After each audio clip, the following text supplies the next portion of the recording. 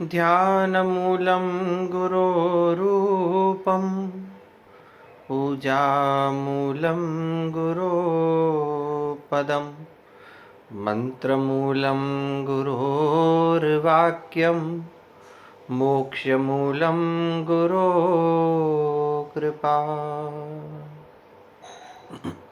प्रिय विद्यार्थियों, मनुस्मृति के द्वितीय अध्याय में हम ब्रह्मचारियों के विषय में पिछली कक्षा में अध्ययन कर रहे थे कि ब्रह्मचारी को किस प्रकार के वस्त्र पहनने चाहिए और किस प्रकार के वस्त्र ओढ़ने चाहिए, उनकी मेखला तथा यज्ञोपवीत कैसा होना चाहिए और उनके हाथ में जो दंड रहता है उस दंड की क्या विशेषताएं होनी चाहिए, किस लकड़ी का वह बना होना चाहिए और वह किस प्रकार के दोषों से रहित होना चाहिए। आज हम देखेंगे कि उसकी दिनचर्या में क्या करना है। उसे प्रतिगृह्येप्सितं दंडम उपस्थाय च भास्करम प्रदक्षिणम परित्याग्निम चरेत भैक्षम यथा विधि। अन्वय देखिए, ईप्सित दंडम प्रतिगृह्य भास्करम च उपस्थाय अग्निम प्रदक्षिणम परित्य यथा विधि भैक्षम चरेत। ब्रह्मचारी को ईप्सितम दंडम प्रतिगृह्य, अपने ईप्सित, अपने को अच्छा लगने वाले, प्रिय लगने वाले दंड को ग्रहण करके।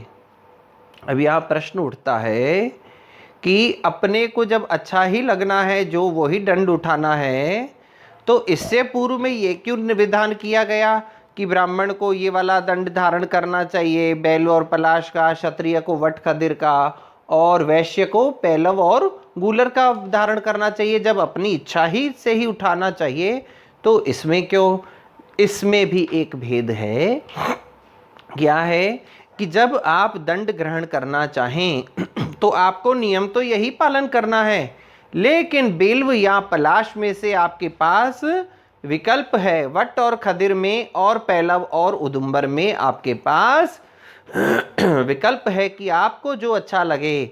और उसके अलावा भी जैसे ही ढेर सारे दंड बन करके तैयार हो गए, उनमें से अब आपके धर्म के अनुसार जिस वर्ण के आप हैं, ब्रह्मचारी हैं, ब्रह्मचारी होते हुए आप जिस ब्राह्मण हैं, वैश्य हैं, क्षत्रिय हैं, तो आपके लिए जो निर्धारित दंड हैं, उन ढेर सारे दंड में से जो आपको पसंद आए वह दंड आप धारण कर सकते हैं।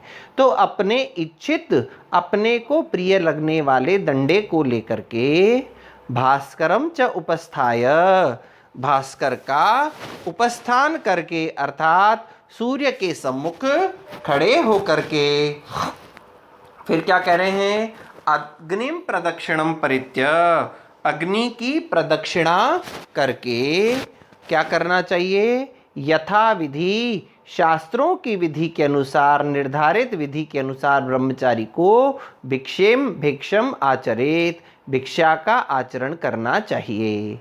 हाथ में निर्धारित दंड को लेकर के, अपने इच्छित दंड को लेकर के भास्कर को सम्मुख अर्थात सूर्य के सम्मुख खड़े होकर अग्नि की प्रदक्षिणा करके यथा विधि नियमानुसार भिक्षा का आचरण करना चाहिए। भवत पूर्वम चरेत भैक्षम उपनीतो द्विजोत्तमः भवन मध्यम तू राजन्यो वैश्यस्य तू भवदुत्तरम। क्या कह रहे हैं इसमें? अन्वय देखिए, उपनीतः द्विजोत्तमः भवत पूर्वम चरेत भैक्ष्यम चरेत राजन्य भवद मध्यमम वैश्यः तु भवद उत्तरम भैक्षम चरेत। उपनीतः द्विजोत्तमः, उपनयन संस्कार वाला द्विजोत्तम अर्थात ब्राह्मण, द्विजों में भी जो उत्तम है ब्राह्मण को। उपनीत कौन से ब्राह्मण को? उपनयन संस्कार से युक्त अर्थात यज्ञोपवीत धारण करने वाले द्विजोत्तम अर्थात ब्राह्मण वटुक को भवत पूर्वम भैक्षम चरेत, भवत शब्द का पूर्व में उच्चारण करके भिक्षा का आचरण करना चाहिए, भिक्षा ग्रहण करनी चाहिए। देखिए, कभी भी कोई भिक्षा लेने के लिए जब ब्रह्मचारी जाता है, जिस भी द्वार पर खड़ा होता है, तो वहाँ की गृह स्वामिनी को जो है वह निवेदन करता है, भवती भिक्षाम देही। यहाँ भवत शब्द का पूर्व प्रयोग है, भवत यानी स्त्रीलिंग, भवती संबोधन में है छोटे ई की मात्रा, भवती यानी आप, भिक्षाम यानी भिक्षा को, देही यानी दो, मुझे आप भीख दो, आप मुझे भीख दो। तो यहाँ अगर ब्राह्मण उच्चारण करेगा तो भवत शब्द का पूर्व उच्चारण किया जाएगा, राजन्य भवत मध्यमम।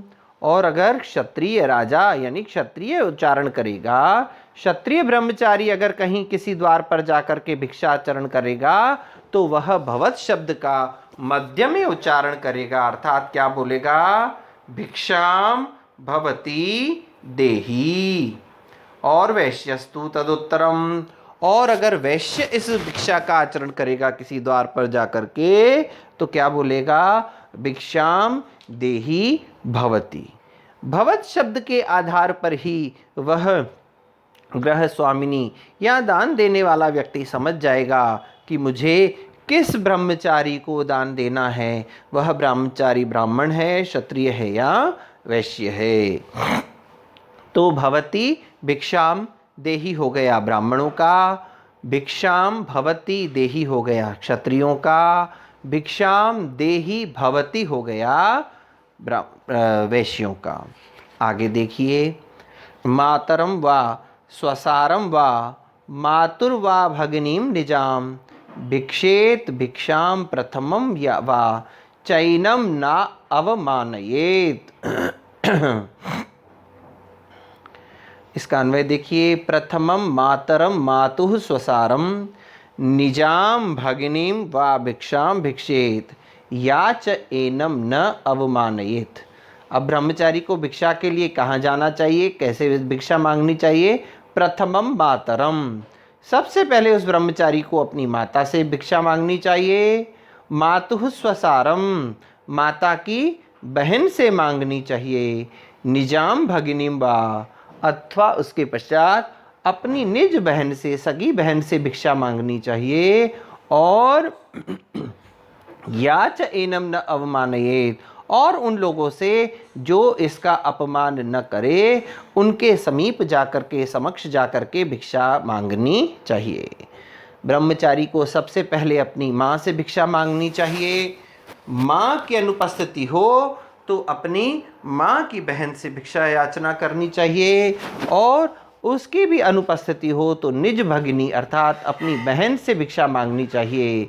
और तत्पश्चात जिस किसी से भी भिक्षा मांगे, लेकिन इस बात का विशेष ध्यान रखना चाहिए कि वह उनका एनम न अवमानयेत, इनका अपमान न करे। ब्रह्मचारी को ध्यान रखना चाहिए कि सर्वप्रथम वह अपने स्वजनों से भिक्षाचरण करे, और स्वजनों को भी या दूसरे लोग भी जो हैं उनको भी उन ब्रह्मचारियों का अनादर नहीं करना चाहिए। अब प्रश्न उठता है कि यह भिक्षा की क्यों इस कर्म को यहाँ ब्रह्मचारियों के जीवन में रखा गया, तो इसीलिए है कि इस भिक्षा आचरण से मनुष्य विनम्रता की ओर जाता है, उसमें दर्प गर्व अभिमान अहंकार जो है वह धीरे धीरे उसका समाप्त होने लगता है। याचना करते करते उस व्यक्ति को विनम्र बनाने के उद्देश्य से ही इस भिक्षा आचरण के नियम को यहाँ पर ब्रह्मचारी जीवन में लागू किया गया है। अब आगे देखिए कि अगर वो भिक्षा मांग करके जो भोजन इत्यादि लेकर के आता है उसको क्या करना चाहिए, क्या पूरा खुद ही खा लेवे, और अगर नहीं तो उसको क्या करना है उसके विषय में बता रहे हैं। समाहृत्य तु तद्भैक्ष्यम यावद अन्नम मायया निवेद्य गुरुवे अश्नीयात आचम्य प्रांगमुखी शुचः। तद्भैक्ष्यम तु समाहृत्य यावद अन्नम मायया गुरवे निवेद्य आचम्य शुचिः प्रांगमुखः अश्नीयात।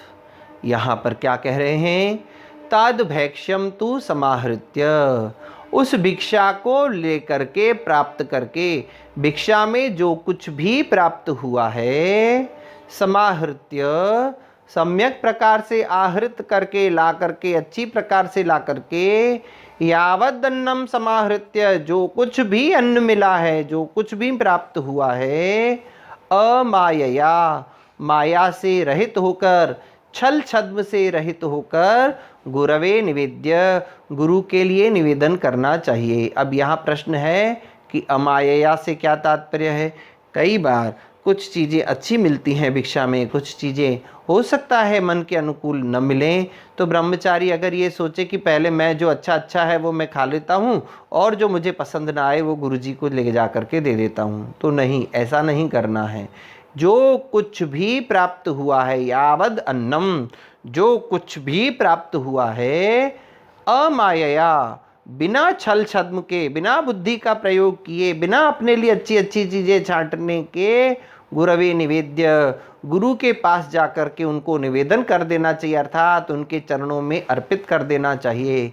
और उसके पश्चात गुरु जी जो आज्ञा देवें, क्या हमें देना है, क्या हमें खाना है, क्या किसी और को बांटना, जो कुछ भी उनका निर्देश हो आगे के लिए, उसकी पालना करते हुए आचम्य, आचमन करके, शुचि ही, पवित्र होकर के, प्रांग मुख अश्नियात, पूर्व दिशा की ओर मुख करके भोजन करना चाहिए। ब्रह्मचारी को चाहिए कि उस भिक्षा से प्राप्त संपूर्ण अन्न को, जो कुछ भी प्राप्त हुआ है उसको लाकर बिना किसी छल छद्म के, बिना किसी माया के, बिना किसी राग द्वेष से उस गुरु को समर्पित कर देना चाहिए और गुरु की आज्ञा प्राप्त करके, आचमन करके, पवित्र होकर पूर्व की ओर मुख करके भोजन करना चाहिए। अब प्रश्न किया किसी ने कि क्या केवल पूर्व की ओर मुख करके ही भोजन करना चाहिए, बाकी 3 दिशाओं का कोई महत्व नहीं है क्या? तो इसके विषय में भी मनु महाराज बताते हैं कि किस दिशा में भोजन करने से हमें क्या फल की प्राप्ति होती है, तो हमें उस विषय पर भी चर्चा होगी। लेकिन इस विषय पर हम चर्चा करेंगे कल कि किस विषय में, किस दिशा में मुख करके भोजन करने से हमें किस वस्तु की प्राप्ति होती है। अब ब्रह्मचारी का उद्देश्य, प्रयोजन क्या है कि वह किस चीज को प्राप्त करना चाहता है, धन प्राप्त करना चाहता है, बल बुद्धि प्राप्त करना चाहता है या विद्या प्राप्त करना चाहता है, तो वह किस दिशा में मुख करके भोजन करे, इस बात को की चर्चा हम कल अगली कक्षा में करेंगे। तब तक के लिए ओम शम।